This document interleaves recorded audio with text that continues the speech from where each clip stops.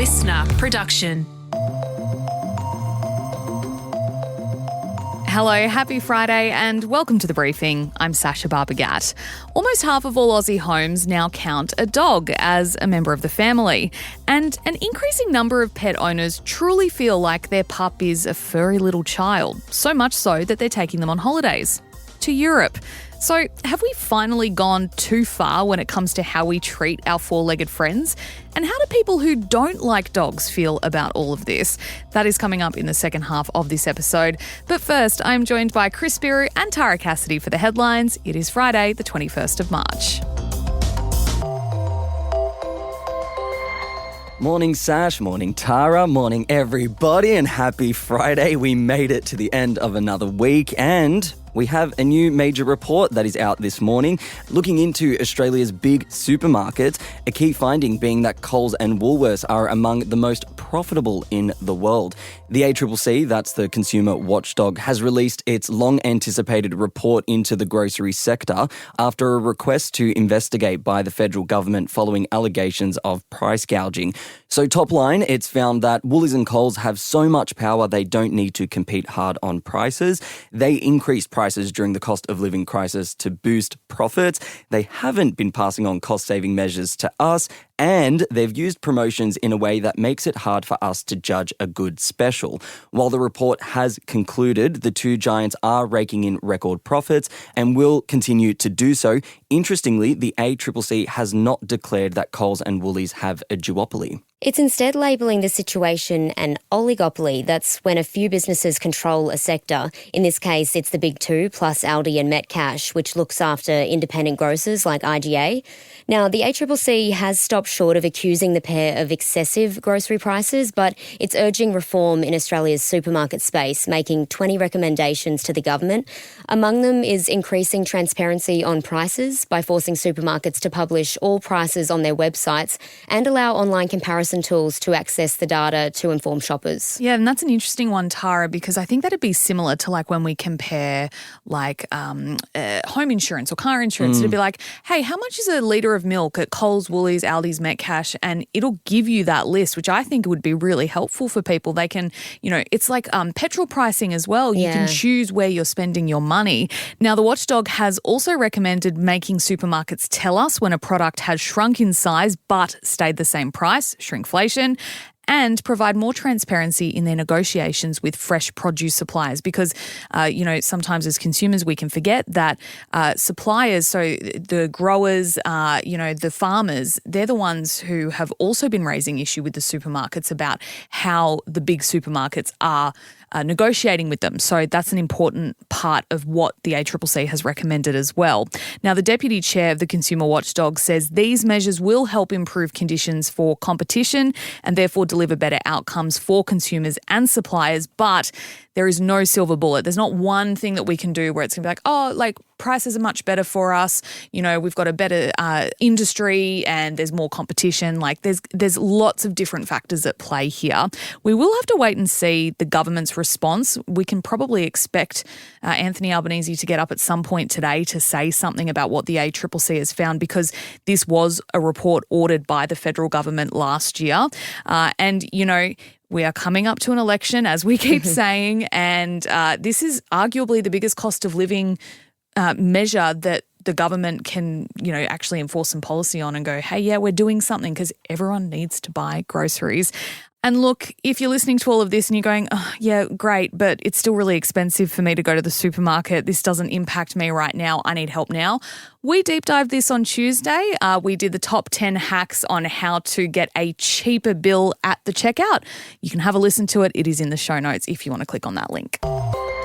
US tech giants Apple, Meta, Google, Amazon and X have called upon the Trump administration to crack down on Australia, calling our media laws coercive and discriminatory. In a formal complaint lodged by the members of the Computer and Communications Industry Association, the CCIA, Australia's news media bargaining incentive was front and centre, being described as a discriminatory tax on US digital products and services.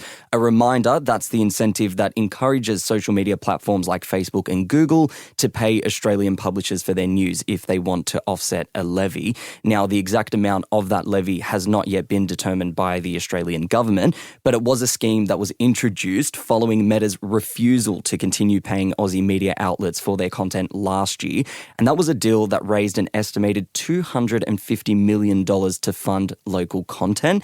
Importantly, Google has not ripped up their deals as Mark Zuckerberg's company has. And the Peak Industry Group also accused Australia of hurting American streamers by making them pay for local content like Aussie TV shows and for cracking down on artificial intelligence, saying it would curb American innovation.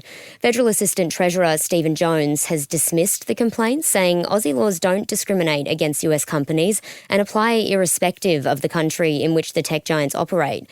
As to why this matters, well, we know the tech bros wield massive power in the White House at the moment, Elon Musk, Mark Zuckerberg, and that Trump's susceptible to any suggestion that puts American business first.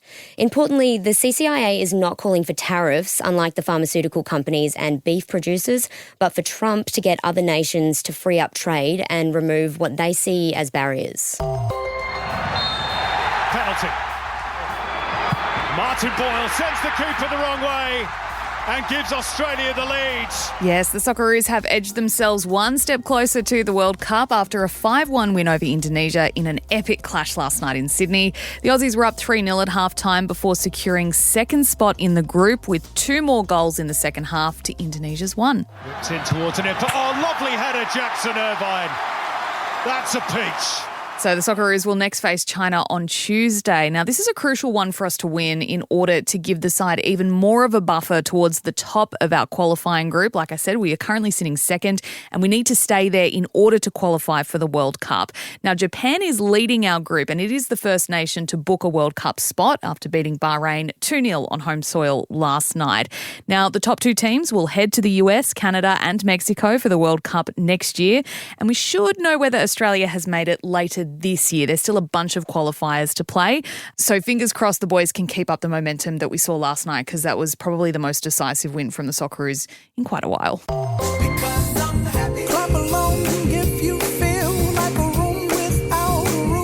Sorry to trigger everyone from the mid-2010s who grew tired of listening to that song everywhere and anywhere, but for the 8th year in a row, Finland, the land of lakes, Santa Claus and snow, has been ranked the world's happiest country.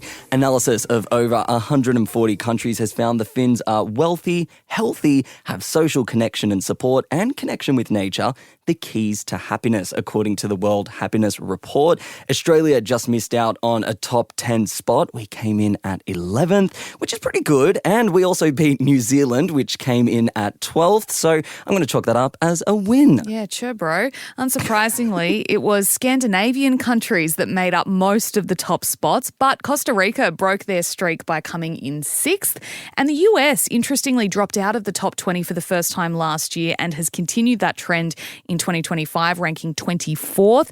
The UK also slipping, but just ahead of America on 23rd. So, yeah, I'll take 11th. I think Australia can be pretty proud of that. And I found it really interesting, the keys to happiness, wealth, health, social connection, and connection with nature, which I think we overlook too much. Yeah. 100%. Now, this story hits particularly close to home for me. I love this because I'm actually half Finnish. My mum and her whole family were born there. And I know that they would find this hilarious, as they have every other year, because if you meet Finnish people or you go over to Finland, now I preface this, I'm not saying that they are grumpy or unfriendly. I'm not saying that. But Here we go. If you were to compare, say, walking in the street in Australia to doing the same in Finland, in terms of people's overall smiles on their faces, waving, general friendliness towards strangers, not even comparable. It doesn't happen.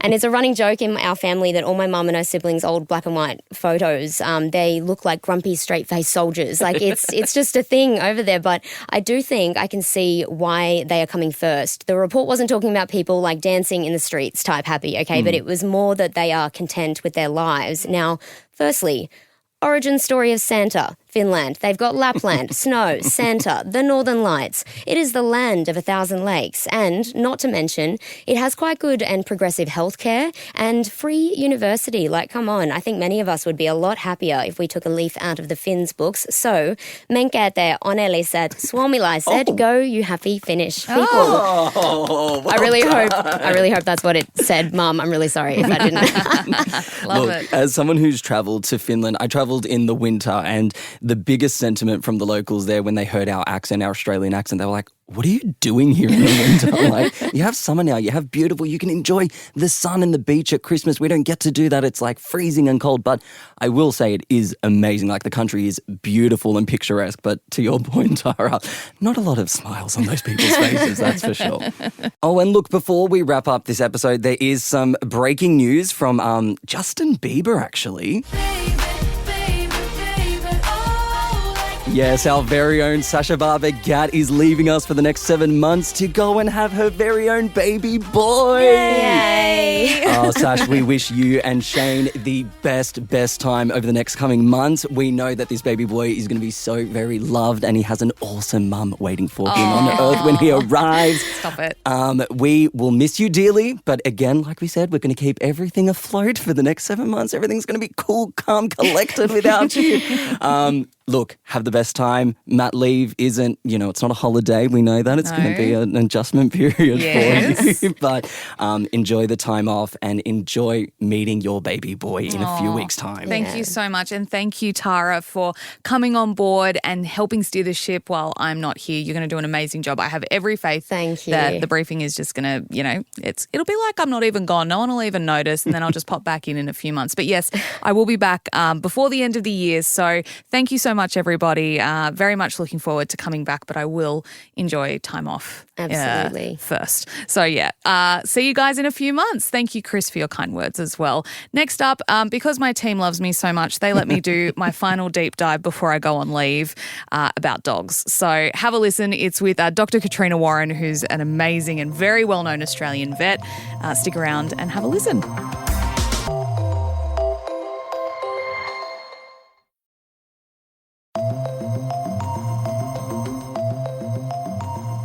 If you know me, even just a little bit, you'll know that I love dogs. The giveaway? Well, there are a few. My desk at work is peppered with pictures of my past and current dogs. The tattoo on my forearm, the screensaver on my phone, my annoying habit of bringing up my dog in regular conversation. And yes, today is literally my last day before going on maternity leave to have a real-life human baby. But I still want to tell you what Crumpet and I got up to yesterday. Crumpet is my dog, by the way. Anyway, the point is, I love my dog and dogs in general, and I just think they're great. So I'm up to date on a lot of the latest dog trends, and what I've noticed gaining traction on TikTok is people not just taking their pups on holidays, but dragging them on a whole-ass tour of Europe. I'm talking visits to Spanish cathedrals, hanging out at beach clubs on the Amalfi Coast, and munching on croissants in Parisian cafes.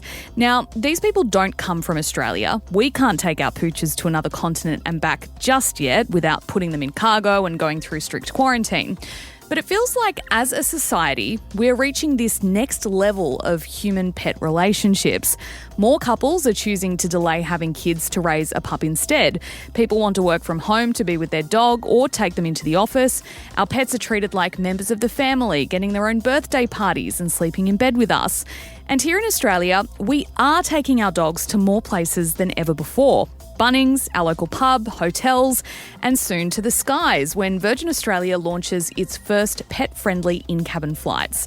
So what does this evolution in the relationship say about us as people and as a society? And what about the people who don't like dogs? Do they have a right to complain? Someone who loves pups as much as me is Dr. Katrina Warren, one of Australia's most well-known vets. Dr. Katrina, welcome to the briefing, and welcome as well to your gorgeous border collie Chili, who joins us in studio today. Look, the lines keep getting blurrier between dogs and kids. What do you think of how we're treating our pooches these days? It has definitely definitely changed. Over the past 30 years since I've been working media, since I graduated from vet, I think we have brought our pets inside a lot more. They've become integrated in every part of our life. And so then our bond is closer and tighter with our pets. Yeah. And I get lots of people say to me that they grieved more for their pet when their pet passed than a family member or another loved one. And that shows you how close the bond is. And I think when we have them in our homes with us in every part of our daily life, that we talk to them that our bond is so tight that things have changed. But it can get a little bit confusing for the pets because we treat them like a person, not necessarily a pet. Well, I want to get into the topic of people taking their dogs away with them, which is kind of where, I wanted to talk to you about this trend. And look, people for a long time have been taking their dogs on mini breaks down the coast or if they go camping, but more of us are choosing to do it now. And the type of holiday is changing. You can take dogs to hotels, for example, a lot of hotels. What does that say about us as pet owners? It says that we want to include them in everything that we do. But also I love it because 30 years ago when I had Toby the Wonder Dog, there was only a couple of hotels I could stay with him anywhere in Australia, and it was usually for small dogs under 20 kilos. And that's all changing because of the demand and because I think so many of the hotel owners and the people that own these holiday parks also have pets and they see the joy of people bringing their pets. We don't like to leave them at home and it can be really stressful to leave them at home or in a boarding kennel. Yeah. Virgin Australia has announced plans to allow dogs and cats into the cabin for flights. Now, we don't have a date yet, so it's still TBC. But how big of a deal is this and what will it do to, just as Chili nudges me for more pats under the desk, what will it do to how we travel with our pets? This is a huge deal in Australia. So Europe, America, they all allow pets on planes. They've been doing that for a long period of time and people are used to it.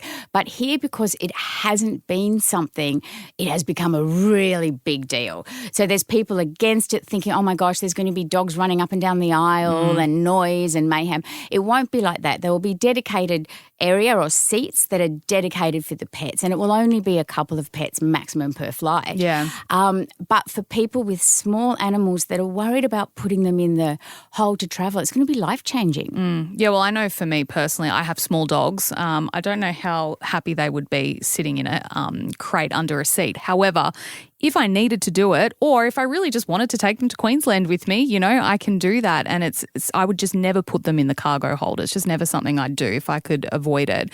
Look, we're also seeing private airlines offering chartered flights. Now, people in Australia might not be aware of this because it is a distinctly overseas thing that I've seen. Tell us about that and what that actually achieves. Yes, well, interestingly, you can put your pet on a charter flight and fly them anywhere within Australia. I spoke to a company about this when I was doing this podcast, and it starts, it's not cheap, it starts at around $12,000 to fly your pet. So that would be roughly a Melbourne to Sydney.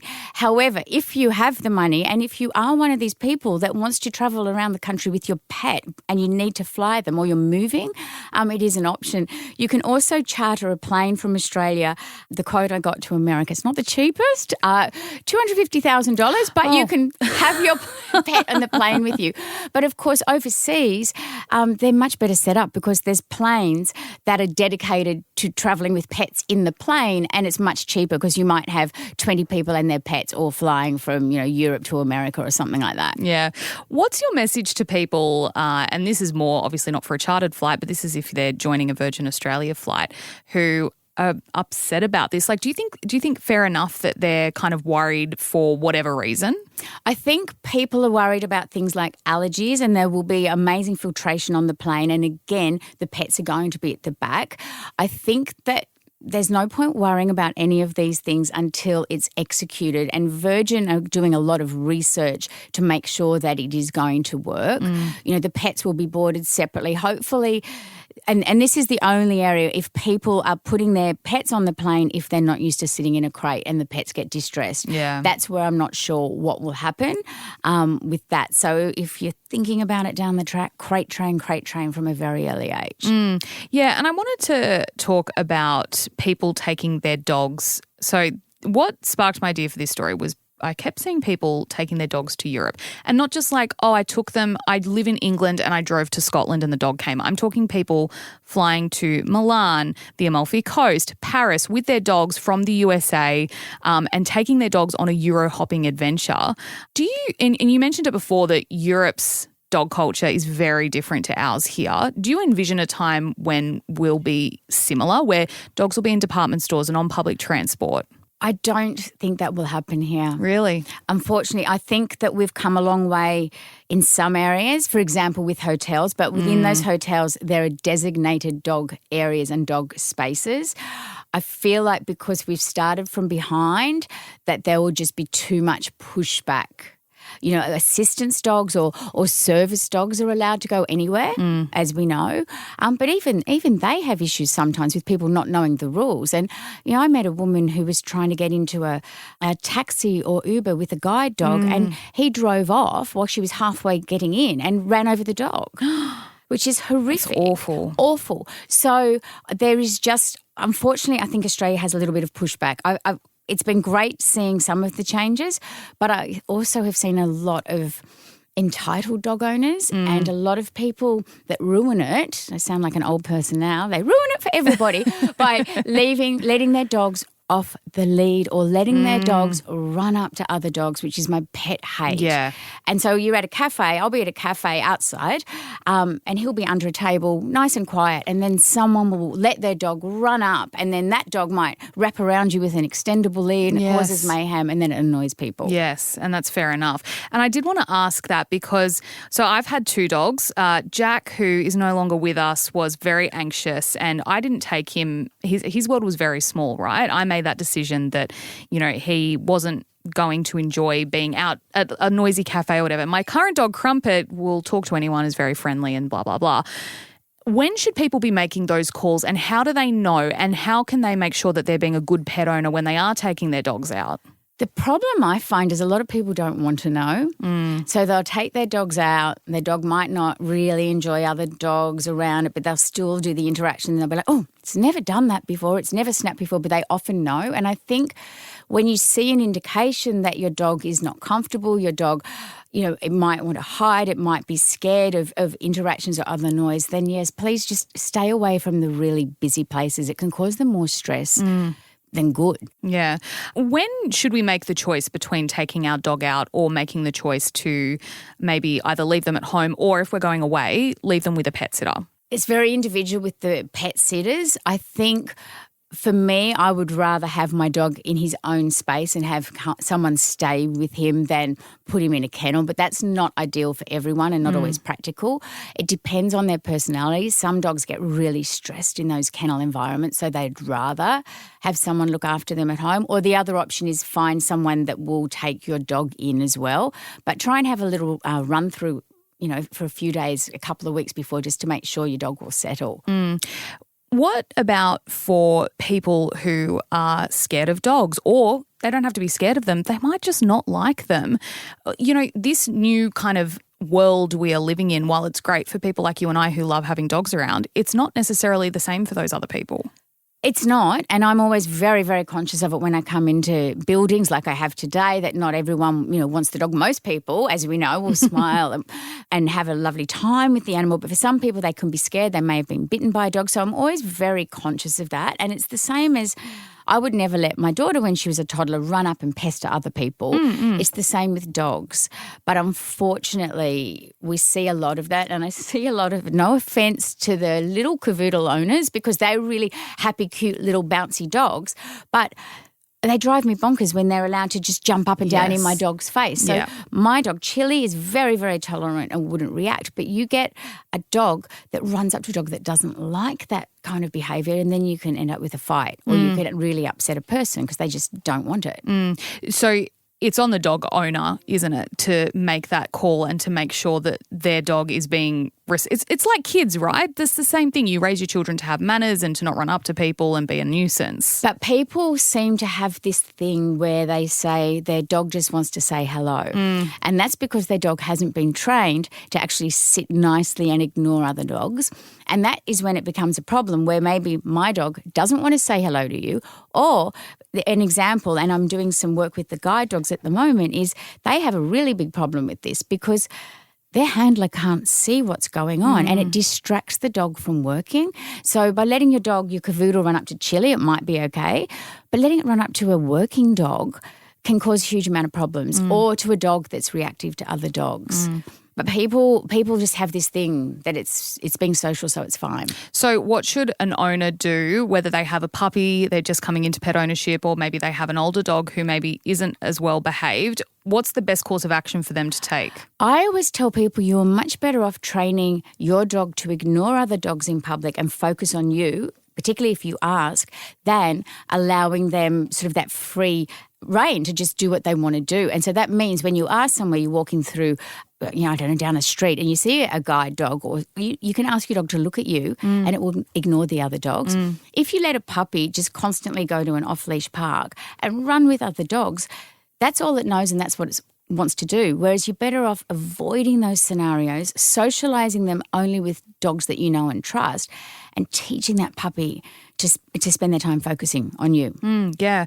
Before we let you go, there's not many people who love dogs more than you. Do you think, though, that the line has blurred too much between dogs and humans? It's a grey area. I think I can't talk really because Chill's the first dog that I've ever had that's actually been allowed to come up on the bed sometimes. But it's about being sensible and it's about satisfying their needs. And I always say to people, look at what your dog was bred to do. He's a working dog. He's smart. He needs to have that mental and physical stimulation. So provided that you're giving them that and their needs are being met, it's okay to have them in our lives like we do a little. But I've been growled at a few times lately. If I say pet owner on my social media, I'm being told now we're meant to say pet guardian. Pet parent? Pet parent's kind of cute.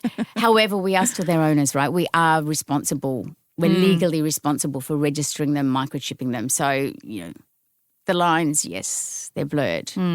Dr. Katrina Warren, it's been an absolute pleasure. And Chili, thank you very much. He's sitting in the corner of the studio right now. Thank you for your time. Thank you.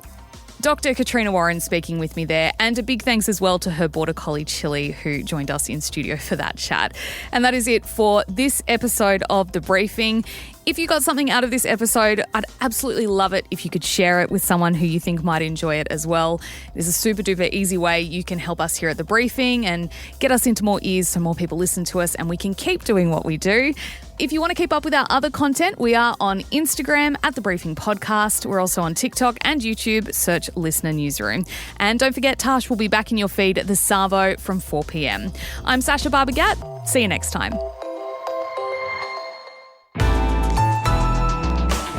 Listener.